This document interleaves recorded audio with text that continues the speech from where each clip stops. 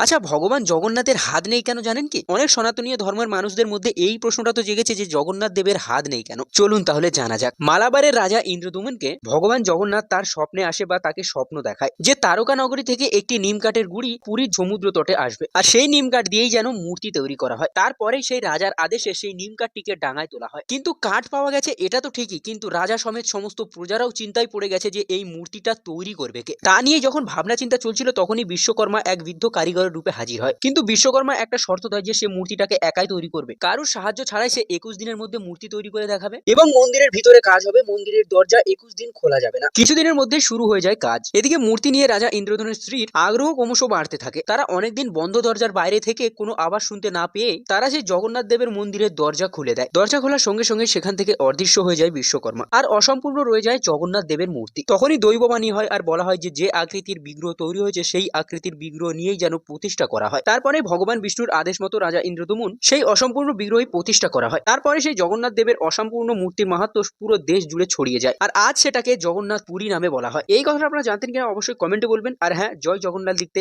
একদমই ভুলবেন না। আর যদি ফেসবুকে এই ভিডিওটাকে আপনারা দেখে থাকেন তাহলে অবশ্যই ফেসবুক পেজটিকে ফলো করে দিতে ভুলবেন না।